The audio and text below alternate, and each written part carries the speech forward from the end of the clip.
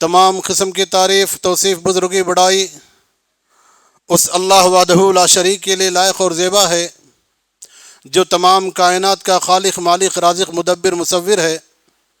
اللہ کی طرف سے بھیجے گئے تمام انبیاء پر بالخصوص آخری نبی سید ولد آدم شافع روز محشر جناب محمد رسول اللہ صلی اللہ علیہ وسلم پر اللہ کی رحمتیں درود نازل ہو۔ اللہم صلی علی محمد بارک وسلم۔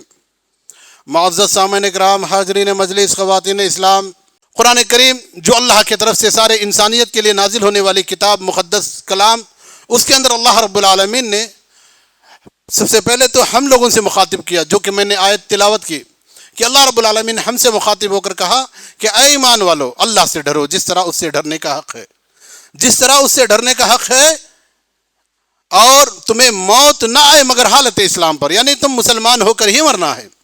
دوسری آیت میں نے سورۃ الکہف کی تلاوت کی ہے، اس کے اندر اللہ رب العالمین نے چند نوجوانوں کا واقعہ کا ذکر کیا۔ جب ان نوجوان اللہ رب العالمین کی طرف سے ان لوگوں کو جو امتحان ہوا، اس امتحان میں جب داخل ہوئے تو وہ اپنے آپ کو یہ کہنے لگے وَرَبَطْنَا عَلَىٰ قُلُوبِهِمْ، جب ہمارے دل مضبوط ہو گئے، اور اس بات پر، کیا بات پر مضبوط ہو گئے ہمارے دل، کہ اس زمین اس آسمان کو پیدا کرنے والا صرف اور صرف رب کائنات اکیلا ہے، اسی پر ہمارا ایمان ہے، وہی ہمارا کارساز ہے۔ جب اس بات پر ہمارا یقین ہو گیا تو پھر ہم اس کو چھوڑ کر کسی اور کو نہیں پکاریں گے، کسی اور کو ہم نہیں بلائیں گے، کسی اور سے ہم فریاد نہیں کریں گے۔ تو اللہ رب العالمین بھی ان پر اتنا خوش ہوا کہ ان کی اس بات پر کہ اب آگے چل کر ان سے جو معجزہ یا ان سے جو چیز سرزد ہوئی، وہ چیز رہتی دنیا تک اللہ رب العالمین نے بطور عبرت، بطور نصیحت رکھا ہے۔ اور وہ چیز کیا تھی؟ جب وہ لوگ اپنے معاشرے میں بڑھتی ہوئی برائی، اور سب سے خطرناک برائی شرک اور اللہ کے ساتھ بغاوت اور دوسرے جرائم کو دیکھے تو اس سے وہ لوگ بیزار ہو چکے۔ اپنے آپ کو برائیوں سے بچنے کی خاطر، اپنے آپ کو گناہوں سے بچنے کی خاطر ان لوگوں نے اپنے شہر کو، اپنے رشتہ داروں کو، اپنے خاندان کو، سب کو خیر آباد کہا، سب کو چھوڑ دیا، اور پہاڑ کے دامنوں میں جا کر، غاروں میں جا کر ان لوگوں نے پناہ لیا، اس کو پسند کیا۔ تو ان کی اس قربانی کو، ان کی اس جد و جہد کو اللہ رب العالمین کو اتنا پسند آیا کہ رہتی دنیا تک، بالخصوص تمام عوام کے لیے، بالخصوص نوجوانوں کے لیے ایک نصیحت کے طور پر اللہ رب العالمین نے اس واقعے کو قرآن کریم کے اندر شامل کیا، جو کہ رسول اللہ صلی اللہ علیہ وسلم سے پہلے پیش آیا تھا وہ واقعہ۔ اب اس واقعے کے ذریعے میں آپ لوگوں کو یہ پیغام دینا چاہ رہا ہوں کہ ایمان اللہ کے نزدیک سب سے اہم چیز ہے، سب سے محبوب ترین چیز ایمان ہے، سب سے قیمتی چیز ایمان ہے، اور اس ایمان کو مضبوط کرنا، اور ایمان مضبوط ہوگا اسی وقت جب ہم اس چیز کے بارے میں جانیں، اس کے بارے میں معلومات کریں، اور پھر اس پر جس طرح ایمان کا تقاضا ہے، کیا تقاضا ہے؟ اقرار باللسانی، تصدیق بالقلب، عمل بالجوارح، زبان سے اقرار کرنا اور دل کے اندر تصدیق کرنا اور عمل کرنا، یہ ایمان کا، کامل ایمان کی دلیل ہے، یہ کامل ایمان کی دلیل ہے۔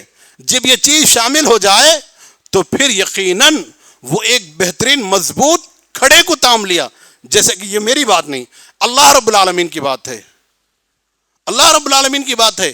فَمَن يَكْفُرْ بِالطَّاغُوتِ، طاغوت کو انکار کیا، وَيُؤْمِن بِاللَّهِ، اللہ پر کامل لا الہ الا اللہ، اس کے اندر بھی یہی چیز شامل ہے۔ سب سے پہلے انکار کر دینا، سب سے پہلے گندگی کو دور کر دینا، سب سے پہلے برائی سے توبہ کرنا، پھر اچھائی کو لانا۔ لا الہ، کوئی معبود نہیں، الا اللہ، صرف اللہ ہے۔ یہاں بھی اللہ نے یہی کہا فَمَن يَكْفُرْ بِالطَّاغُوتِ وَيُؤْمِن بِاللَّهِ، طاغوت کو، گناہوں کو، نافرمانی کو، معصیت کو، سب کو چھوڑو، پھر اچھائی کی طرف آؤ، پھر نیکی کی طرف آؤ۔ تو وہ نوجوان بھی وہی کام کیے، وہ نوجوان بھی وہی کام کیے، تو رہتی دنیا تک مثال بن کر رہے۔ تو آج ہمارے معاشرے میں بھی اس چیز کی ضرورت ہے. اور ایمان صرف زبان سے کہنے والی چیز نہیں ہے، بلکہ ایمان کامل ہوگا اسی وقت جب عمل ہوگا. جب عمل ہوگا. اگر عمل نہیں ہے تو وہ ایمان خالی ہے، اور وہ ایمان کے اندر مضبوطی نہیں رہے گی. پھر کہیں نہ کہیں وہ ایمان ہمارے لیے نقصان کا باعث بھی بن سکتا ہے، کیونکہ عمل کے ذریعے ہی ایمان کامل ہوتا ہے. اللہ رب العالمین کی بے شمار فرامین موجود ہے، جیسے کہ اللہ رب العالمین کا فرمان ہے الذین یؤمنون بالغیب ویقیمون الصلاۃ. اللہ نے حکم دیا ہے، کس پر کیا حکم دیا ہے؟ غیب پر ایمان لانے کا حکم دیا ہے. غیب ایمان کو ہی کہتے ہیں. ایمان غیب ہے، نہیں دکھنے والی چیز ہے، لیکن وہ کیسے یقین ہوگا، وہ کیسے ثابت ہوگا؟ نماز کی پابندی سے، اللہ کی راہ میں خرچ کرنے سے وہ ثابت ہوگا کہ یہ ایمان ہے. اگر یہ چیز نہیں ہے تو پھر وہ نہیں معلوم ہوگا کہ ایمان ہے یا نہیں ہے.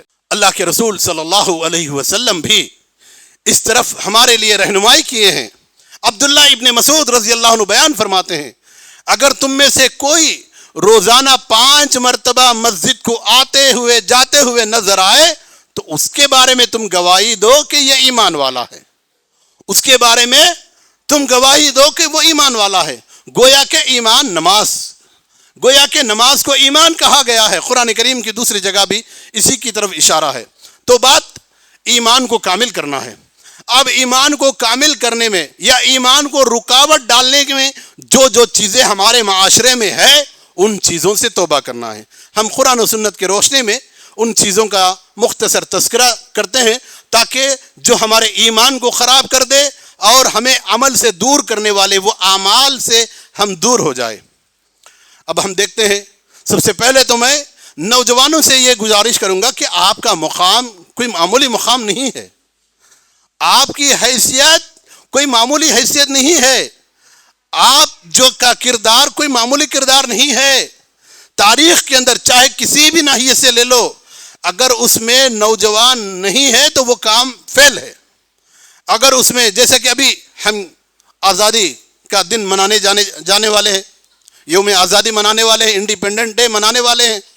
یہ انڈیپینڈنٹ ڈے کے پیچھے بھی اگر تاریخ کو دیکھا جائے تو اس میں بھی 1-2 نہیں، 100,000 نہیں، لاکھوں کے نوجوان اپنے جان و مال کی قربانی پیش کیے، پھر جا کر آزادی ملی، پھر جا کر آزادی ملی. اور دنیا کے کسی بھی ملک کو لے لو، اس ملک کی ترقی کی راہ میں نوجوانوں کا کردار رہے گا. اور اپنے گھریلو زندگی کو بھی لے لو، نوجوان اپنی جوانی کی عمر میں جتنا کما سکتا ہے بڑھاپے میں اتنا کما نہیں سکتا.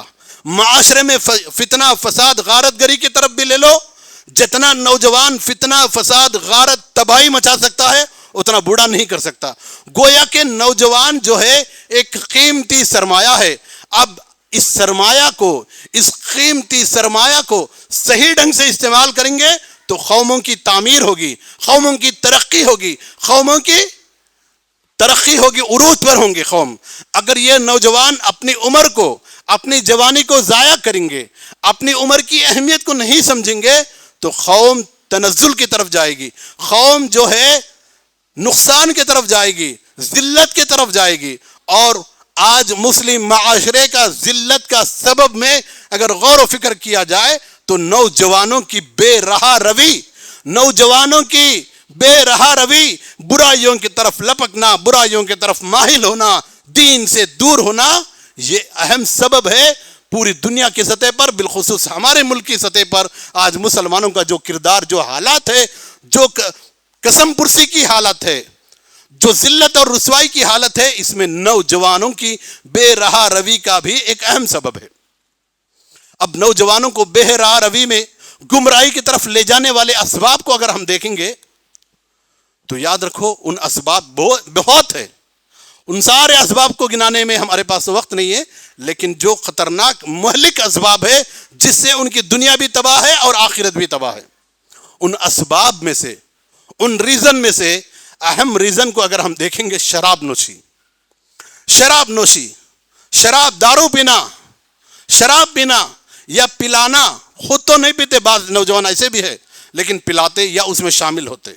یہ سارے کے سارے چیزیں مہلک ہے، نقصان دہ ہے، یہ تباہی کی چیزیں ہیں۔ اللہ رب العالمین نے قرآن کے اندر واضح فرما دیا کہ یہ تمہارے لیے نقصان ہے، بظاہر فائدہ تمہیں نظر آتا ہے۔ فائدہ کیا ہے؟ بہت ٹینشن تھا، ذرا ریلیف کے لیے تھوڑا ڈال لیا، بہت مشکلات تھے، بھول جانے کے لیے تھوڑا پی لیا، اس طرح کا اپنے آپ کو فائدہ سمجھتے ہیں، لیکن اللہ کہتا ہے کہ یہ تمہیں فائدہ سے زیادہ نقصان کی طرف لے جائے گا۔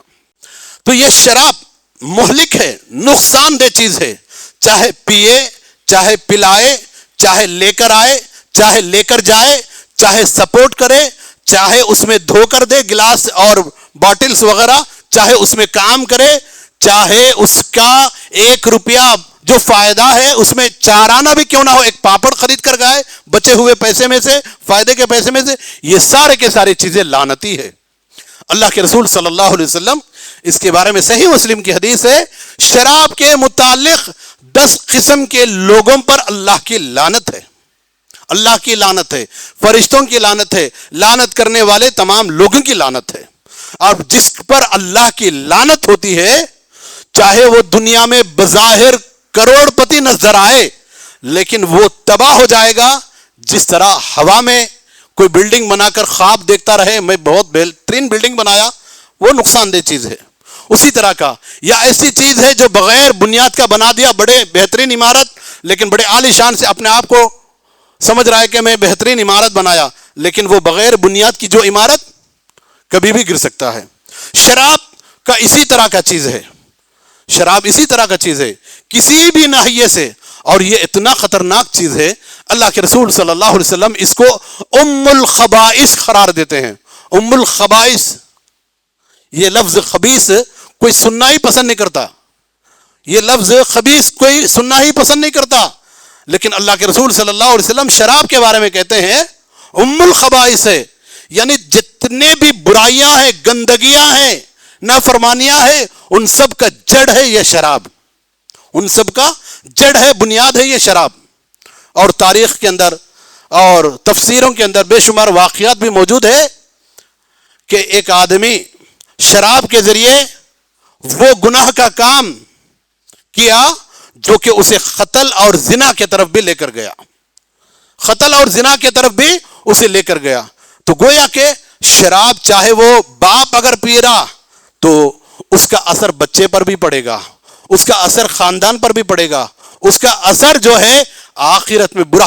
اللہ کے رسول صلی اللہ علیہ وسلم فرماتے ہیں کل قیامت کے دن بعض لوگوں کو جہنم کے اندر جو زناکاروں کی جو سزا دیا جاتا ہے، مرد اور عورتیں جو زناکار ہوں گے ان کی شرمگاہوں سے نکلنے والی گندا چیز، شرمگاہوں سے جتنے بھی گندے چیز نکلتے ہیں، خون ہے، منی ہے، پیشاب ہے، شرمگاہوں سے نکلنے والی چیزیں، پیخانہ ہے، وہ گندا چیز شراب پینے والوں کو پلا دیا جائے گا، شراب پینے والوں کو پلا دیا جائے گا۔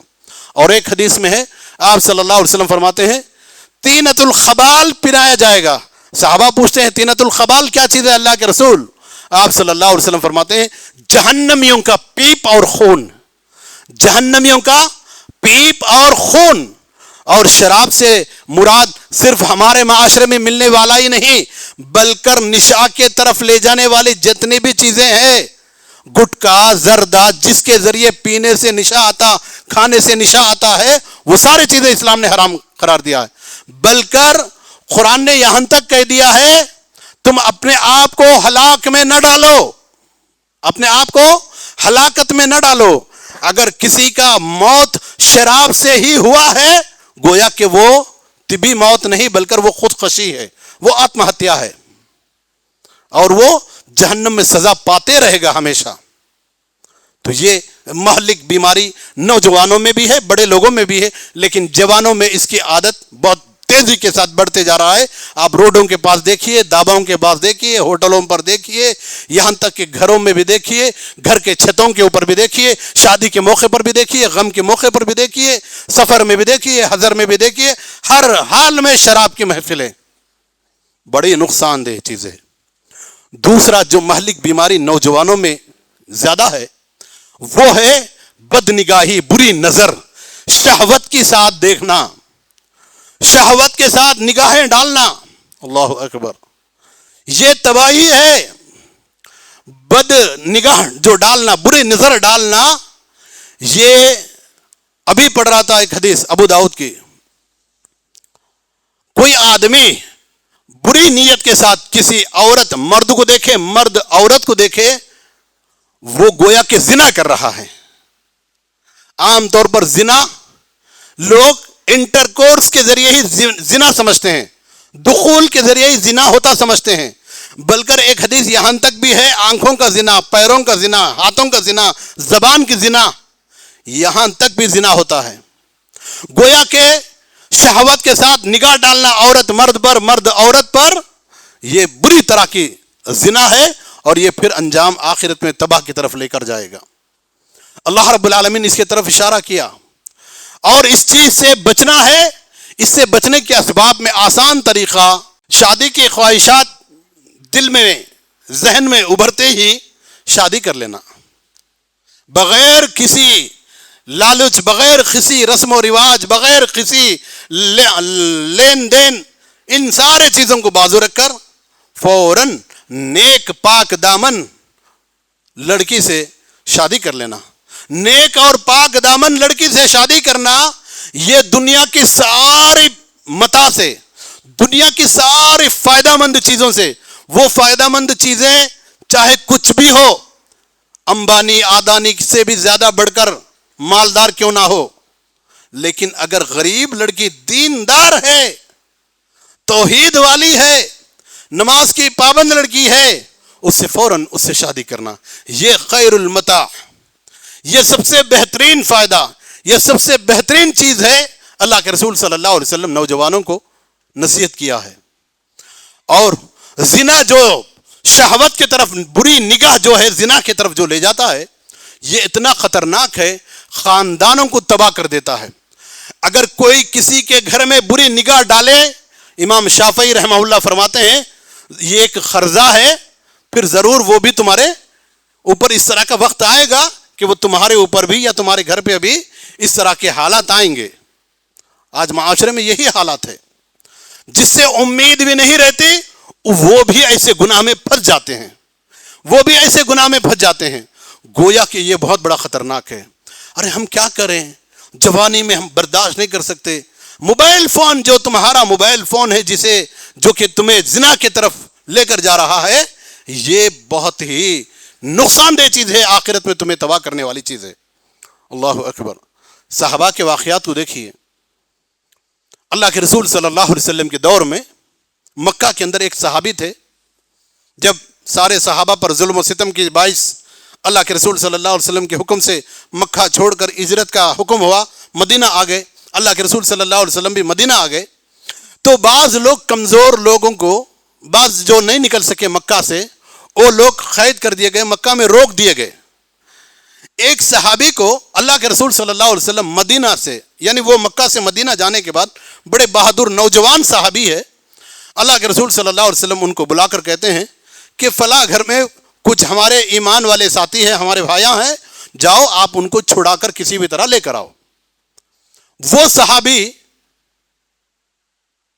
مدینہ سے مکہ آ گئے، آنے کے بعد جہاں وہ مسلمان مظلوم پھنسے ہوئے ہیں ان تک پہنچے، رات کا وقت تھا، ان کو لے کر جانے کا پلان کیے، اور مکہ کے کافر لوگ مختلف طرح سے پہرا دینے لگے، لاٹھیاں لے کر گلیوں میں گھومنا، کوئی بھی مسلمان یہاں سے نہیں جانا مدینہ، اس طرح کا وہ لوگ اپنی شرارتوں پر کھڑے ہوئے تھے، اور رات کے وقت میں کسی بھی طرح یہ صحابی ان لوگوں تک پہنچ گئے، اور جو کہ ایک کمرے میں بند تھے، اور ان کو اشارہ کیا اور ان کا کمرہ کا دروازہ کھولا اور ان کو لے کر نکلنے کا پلان کیا، اور یہ رات میں ہلچل جو ہونے لگا، کچھ آوازیں وغیرہ، تو اسی گھر میں اتفاق سے ان کی پرانی لور تھی، اپنی لینگویج میں ان کی پرانی معشوقہ تھی، یہ ایمان سے پہلے جس لڑکی سے ان کا پیار و محبت کا چکر چلتا تھا، جس لڑکی کے ساتھ ان کا تعلق تھا، ان کی پرانی معشوقہ تھی، وہ اچانک ان کو پہچان لی،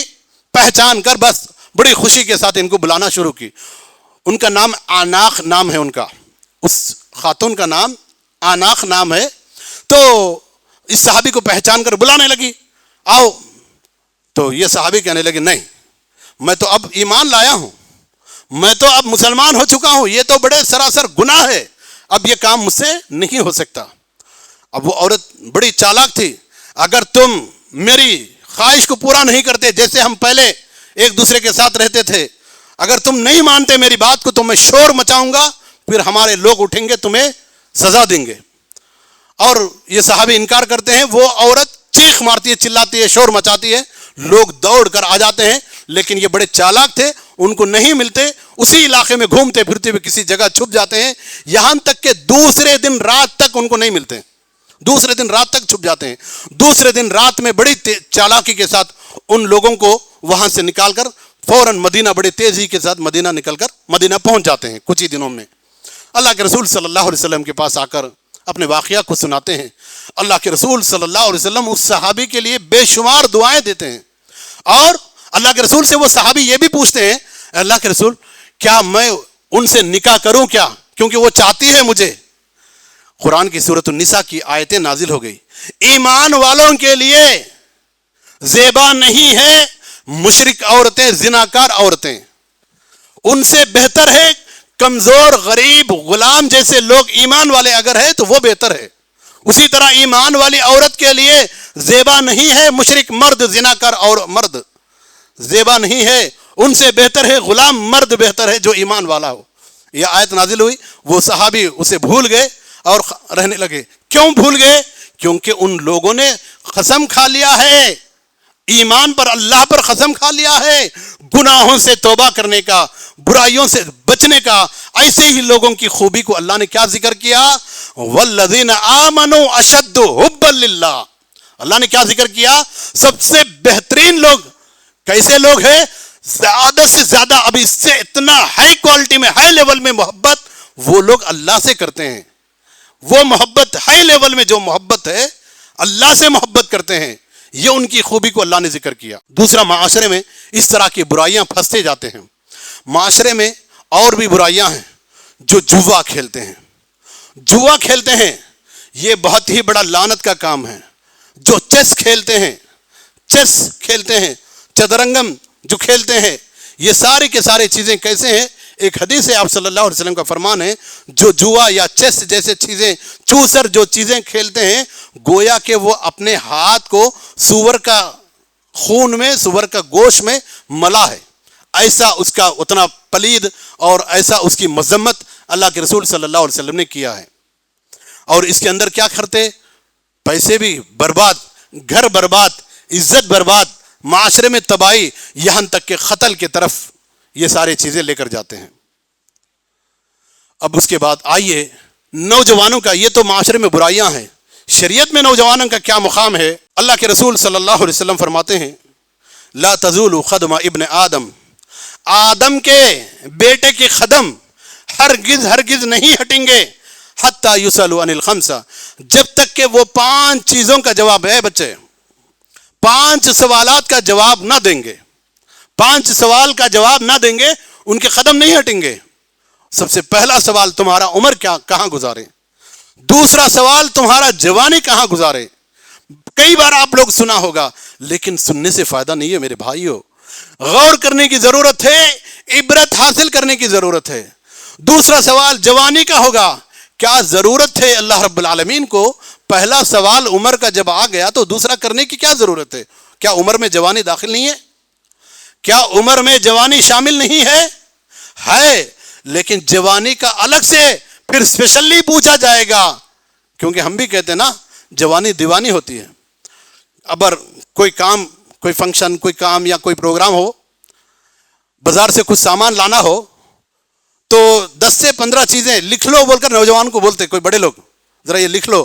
ارے ضرور نہیں، بولو، آپ بولو، کوئی مشکل نہیں، بولو. اب بازار جاتے ہیں، 10-15 چیزوں میں سے صرف 10 ہی لا لیتے ہیں اور 4-5 چیزیں بھول جاتے ہیں. ارے کیا ہوا؟ ارے کتنا دیر میں پھر فوراً جاؤں گا. یعنی وہ جوش، گاڑی گھمانا ہو، گاڑی چلانا ہو، اس طرح کے جوش میں دوڑ، یعنی آدمی استقامت نہیں رہتا اس کے پاس استقامت نہیں رہتا.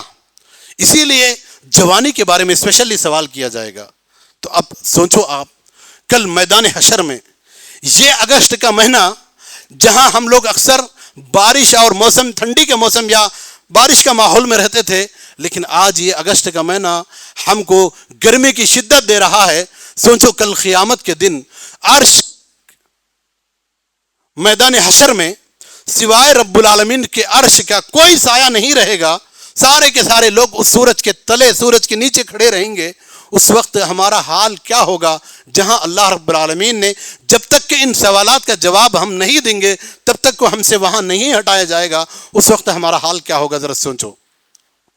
اتنا ہی نہیں، جوانی کا مقام اور کتنا اونچا ہے۔ اللہ کے رسول صلی اللہ علیہ وسلم ایک مرتبہ فرماتے ہیں 5 چیزوں کو 5 چیزوں سے پہلے غنیمت سمجھو، ان میں جوانی کو غنیمت سمجھو بڑھاپے سے پہلے، اور فرصت کو غنیمت سمجھو مشغولیت سے پہلے۔ 2 اہم چیزیں جوانوں کے متعلق ہے۔ جوانی کو غنیمت سمجھو بڑھاپے سے پہلے۔ آج دیکھو نماز روزہ دین سے دور ہو کر عیش و عشرت میں انجوائمنٹ کے نام پر جو لگے ہوئے ہیں، جب ان کی عمر ڈھل جاتی ہے 40-50 سال کے اوپر ہو جاتے ہیں تب مسجد کی طرف رخ کرتے ہیں تو حال کیا ہوتا ہے؟ صورتیں زبان سے نہیں آتے، نماز پڑھنے کے لیے جسم ساتھ نہیں دیتا، اور نیک کاموں کی طرف رغبت نہیں ہوتی، کیونکہ جو اصل عمر تھا سیکھنے کا عمل کرنے کا اس کو ضائع کر دیے۔ آج کتنا فرصت ہے نوجوانوں کے پاس، بہت فرصت ہے، لیکن اس کو ضائع کر دے رہے۔ جب ایسا وقت ان پر آتا جو بیوی بچے شادی بیاہ ہونے کے بعد کام کاج گھریلو ٹینشنوں میں، اس وقت عمل کا موقع نہیں رہتا، نیکیوں کا موقع نہیں رہتا، افسوس کرنا پڑتا۔ اسی لیے اللہ کے رسول صلی اللہ علیہ وسلم فرماتے ہیں غنیمت سمجھو جوانی کو بڑھاپے سے پہلے، غنیمت سمجھو مشغولیت کو، فراغت کو، فری ٹائم کو مشغولیت سے پہلے۔ اور آئیے جوانی کی اہمیت کو دیکھیے۔ اللہ کے رسول صلی اللہ علیہ وسلم فرماتے ہیں کل قیامت کے دن جیسا کہ میں نے ابھی کہا کوئی سایہ نہیں رہے گا، لیکن صرف اللہ کا عرش کا سایہ رہے گا، اور اس سایے کے نیچے اللہ رب العالمین اس نوجوان کو مقام دے گا وشاب نشا فی عبادت اللہ، جس کی جوانی اللہ کی عبادت میں گزری ہو۔ جس کی جوانی، اس کا مطلب کیا 24 گھنٹے مسجد میں بیٹھے رہے، کام کاج چھوڑے؟ نہیں، اپنے آپ کو اللہ سے ڈرتے ہوئے جہاں کہیں بھی ہو اللہ مجھے دیکھ رہا ہے، اللہ کو مجھے جواب دینا ہے، اللہ ہر چیز کو جاننے والا ہے، اس احساس کے ساتھ اپنے آپ کو گناہوں سے بچتے ہوئے عبادتوں میں آگے رہا۔ اللہ کے رسول صلی اللہ علیہ وسلم جوانی کی اہمیت کو کتنا بہترین انداز میں سمجھا رہے ہیں کہ جوانی کی اتنی اہمیت ہے کہ اللہ کے عرش کے سائے میں جگہ، اللہ کے عرش کے سائے میں جگہ جوان کو۔ تو آپ سوچئے اتنا بہترین موقع، اتنا سنہرے موقع جوانوں کا ہے، اور اس کا مطلب جوان کا مطلب صرف مرد ہی نہیں، یہ میرا خطاب پورے عورتوں سے بھی ہے، نوجوان لڑکیوں سے بھی ہے، کہ یہ میرا خطاب کہ ان کے لیے بھی اس کے اندر بڑی نصیحت عبرت ہے۔ آئیے ہمارے معاشرے میں گناہوں میں لے جانے والی چیزوں میں عورتوں کا بھی بڑا فتنہ ہے۔ عورت کو، میری ماں اور بہنوں ذرا غور سے سنو، اسلام نے تمہیں کتنا بہترین مقام دیا۔ پہلے دور کو دیکھو، جناب محمد رسول اللہ صلی اللہ علیہ وسلم سے پہلے دیکھو، یا اسلام ہمارے پاس آنے سے پہلے ہماری حالت کو دیکھو کہ عورت کو زندہ درگور کیا جاتا تھا، عورت کے ساتھ اجتماعی ریزی زنا کیا جاتا تھا، ظلم و زیادتی کیا جاتا تھا۔ جس طرح مارکیٹ میں بازاروں میں چیزوں کو بیچا کرتے تھے، ویسے عورت کو بھی کھڑا کر کے بیچا کرتے تھے۔ اس کی قیمت یہ ہے، اس کی قیمت یہ ہے، عورت کو بیچا کرتے تھے۔ عورتوں کو ناچنا گانا سکھا کر اس کی کمائی کھانے والے ہوتے تھے لوگ۔ یہ ذلت اور رسوائی، یہاں تک کہ جو لوگ اپنے آپ کو مذہب کے پیروکار سمجھتے تھے، یہود و نصارہ، ان کے پاس بھی عورت کو ذلت اور رسوائی کے ساتھ دیکھا گیا، عورت کو منحوسیت سمجھا گیا، عورت کو منحوسیت سمجھا گیا۔ لیکن قربان جائیے اسلام کی تعلیمات پر، جناب محمد رسول اللہ صلی اللہ علیہ وسلم کی پیغام پر عورت کو کیا بہترین اونچا مقام لا کر دیا ہے۔ عورت کو ماں کا درجہ دے کر جنت میں جانے کا ایک بہترین سبب دیا گیا۔ عورت کو بہن اور بیٹی کا درجہ دے کر بھائیوں کو، باپوں کو، ماں باپ کو جنت میں لے جانے والا مقام دیا گیا. عورت کو بیوی کا درجہ دے کر شوہر کا کامل ایمان کا سرٹیفکیٹ دینے والا ایک بہترین مقام عورت کو دیا گیا. کیا کیا مقام عورت کو نہیں دیا گیا؟ عورت کو اس کی عزت و آبرو کی حفاظت، اس کی تعلیم کا حقوق، اس کی مال و دولت کا حقوق، اس کی جائیداد کا، اس کی وراثت کا حقوق، اور یہاں تک کہ اگر اس کو قتل کیا جائے اس کے قتل کے بدلے بھی قتل کا حکم دے کر عورت کو اسلام نے اتنا بہترین مقام دیا.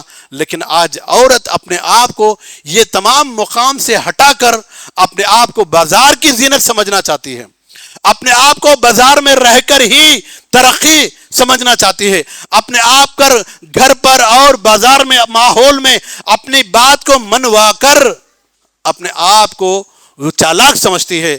لیکن قربان جائیے اللہ کے رسول صلی اللہ علیہ وسلم کی اس تعلیمات پر آپ صلی اللہ علیہ وسلم نے واضح انداز میں فرما دیا، جو عورت بازار کی زینت بنتی ہے وہ عورت جو ہے جہنم میں جاتی ہے. بازار کی زینت بننے والی عورت جہنم میں جاتی ہے. اللہ کے رسول صلی اللہ علیہ وسلم عورتوں کو شارٹ میں جنت میں جانے کا راستہ بھی بتایا ہے. مرد کے لیے شارٹ نہیں ہے، مرد کے لیے مشقت کے ساتھ ہے، لیکن عورت کے لیے شارٹ راستہ جنت میں کہ وہ اللہ اور اس کے رسول پر ایمان لائے، 5 وقت کی نماز کی پابندی کرے، رمضان کے روزے رکھے، اپنے شوہروں کے حقوق کو پورا کرے، اپنی عزت و آبرو کی حفاظت کرے، پھر وہ جنت میں جس دروازے سے چاہے داخل ہو جائے. یہ عورت کو اسلام نے عزت دیا ہے، یہ عورت کو اسلام نے مقام دیا ہے. تو میری ماں اور بہنوں، وہ عزت اور مقام پردہ کے ذریعے آتا ہے، وہ عزت اور مقام بری نگاہوں سے اپنے آپ کو بچانے سے آتا ہے، وہ عزت اور مقام اپنے بچیوں کو صحیح تربیت دینے سے آتا ہے، اپنے بچوں کو صحیح تربیت دینے سے آتا ہے. تو اب ہمیں چاہیے ان تعلیمات، ان فرمودات کے سامنے ہم کس جگہ کھڑے ہیں، ہم کیا کر رہے ہیں، ہر آدمی کو سوچنے کی ضرورت ہے. نوجوانوں کو بھی اپنے جوانی کو کہاں وہ لوگ خرچ کر رہے ہیں، کہاں اپنی جوانی ضائع ہو رہا ہے، اور اسی طرح عورتیں بھی کہاں وہ اپنی مقام کو گرا رہے ہیں، کہاں وہ اپنا مرتبہ کو لے کر جا رہے ہیں، کھڑا کر رہے ہیں، کہ ان کو بھی سوچنے کی ضرورت ہے. تو میرے ماں اور بہنوں، بھائیوں، نوجوانوں، میں آپ تمام لوگوں سے ادباً گزارش کروں گا کہ اپنے مقام کو پہچانیے، بالخصوص اپنے اندر جذبہ ایمانی پیدا کیجئے، اپنے اندر عمل کا جذبہ پیدا کیجئے، اپنے اندر دین کے لیے قربانی کا جذبہ پیدا کیجئے. آج ضرورت ہے دینی ماحول پر عمل کرنا، دینی ماحول کو بنانا، دینی ماحول کو لوگوں تک پہنچانا. یہ ہم سب کی اجتماعی ضرورت ہے، ورنہ پھر وہ وقت دور نہیں ہے. ویسے اللہ کے طرف سے ہم وہ سارے چیزیں دیکھ رہے ہیں جو اللہ رب العالمین نے معاشرے میں رکھا ہے. تو ہمیں چاہیے ایسے تمام برے چیزوں سے، ایسے تمام لغویات سے بچ کر قرآن و سنت کا جو راہ رہتی دنیا تک بہترین راہ دکھانے والی چیز ہے، اس پر ہم کو آنا چاہیے. اسی پر ہماری نجات ہے، اسی میں ہماری کامیابی ہے، اور یہ دنیا میں بھی ہمیں سرخرور رکھے گا، آخرت میں بھی ہمیں نجات دلا دے گا. اللہ رب العالمین سے دعا کرتا ہوں، رب العالمین ہم نے جو کچھ یہاں کہا ہے اسے ہم سب کو بھی سمجھنے، ہم سب کو بھی اس پر عمل کرنے کی توفیق عطا فرما دے. رب العالمین ہم تمام لوگوں کو ہر طرح کے گناہوں سے بچنے کی توفیق عطا فرما دے. ہم تمام لوگوں کو جہنم میں لے جانے والے جتنے گناہ ہیں اس سے بچنے کی توفیق عطا فرما دے. جنت میں لے جانے والے جتنے نیکیاں ہیں اس کو کرنے کی ہمیں توفیق عطا فرما دے. ربنا تقبل منا انک انت السمیع العلیم وتب علینا انک انت التواب الرحیم.